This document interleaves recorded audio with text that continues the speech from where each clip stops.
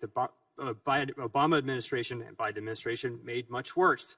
Before this speech, most Americans probably didn't think about fraud when they walked into a grocery store or tried to use government benefits. But during this event on federal anti-fraud enforcement, FTC Chair Andrew Ferguson argued that America's entire culture of trust is collapsing and blamed previous administrations for allowing billions of taxpayer dollars to disappear into the hands of scammers and organized fraud networks. The remarks quickly shifted from policy discussion to a much broader warning about crime, social trust, and whether government systems are still capable of protecting the people who depend on them. Mr. Vice President, and welcome to all the state attorneys general. I'm very grateful you traveled all this way to discuss one of the most pressing problems this nation confronts. And today we're here to talk about another problem that we need to partner with you to fight that the Obama administration and Biden administration made much worse, which is widespread fraud against our benefits programs. Our benefits programs and our whole society was designed for a high-trust people. The American people rightly expect that their fellow citizens will deal with them and with the government honestly and fairly. That's why for up until the last decade or so, shelves in our grocery stores and our pharmacies were open and readily accessible. We weren't accustomed to seeing security guards outside of banks or jewelry stores. We didn't have to worry about organized retail theft or industrial scale scammers of the type you all protect your citizens from every day, nor did we have to worry about piratical fraudsters raiding our benefits program. But sadly, that is no longer true. It's become clear that huge groups of people in this country are taking advantage of our longstanding culture of trust to enrich themselves at the expense of the American people. I think a brief example would be illustrative.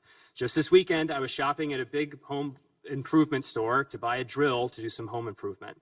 And I had to hit a call button and wait 15 minutes for a sales associate to come unlock a steel cage and a steel padlock to get access to a drill.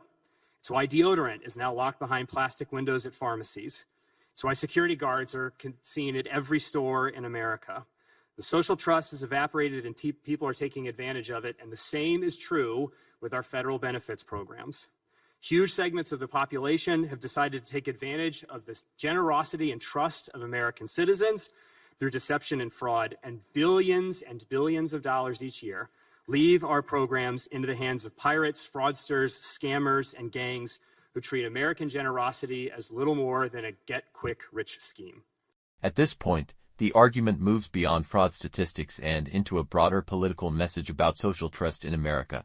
Ferguson links everyday experiences, locked products in stores, visible security guards, and retail theft to what he describes as a wider erosion of public trust and accountability. Supporters of tougher anti-fraud enforcement argue that stronger oversight is necessary to protect taxpayer-funded programs from abuse and ensure benefits remain available for legitimate recipients. Critics, however, caution that political rhetoric around fraud can sometimes overstate the scale of abuse or risk stigmatizing vulnerable populations who rely on government assistance. The larger question is whether stricter enforcement alone can restore confidence in these systems, or whether deeper structural reforms are needed. For agencies that had robust anti-fraud systems that the Biden administration turned off, the task force and the agencies have turned them back on and prevented billions of dollars from leaving the agencies. And for the agencies that didn't have those systems, the task force has come alongside them and harnessed the power of American AI innovation to build automated systems to keep that money in the agency. It saves thousands of man-hours every year and billions of dollars that otherwise would exit the agencies and enter the hands of fraudsters. But the second thing we must do, and the reason we brought you all here, is that we must restore deterrence by finding, prosecuting, and punishing fraudsters. Unless fraudsters believe that there will be consequences attached with attacking America's benefits programs, they will keep doing it. Our fraud detection systems will stop much of it, but cannot stop it all. The only way to defeat the fraudsters is by making sure that they know, every single one of them, that if they try to commit fraud, they will be pursued, arrested, prosecuted, and jailed. This speech reflects a growing focus in Washington on fraud prevention, benefit oversight, and enforcement coordination between federal and state agencies. Ferguson's core argument is that unchecked fraud doesn't just waste taxpayer money, it threatens the long-term survival of the programs themselves.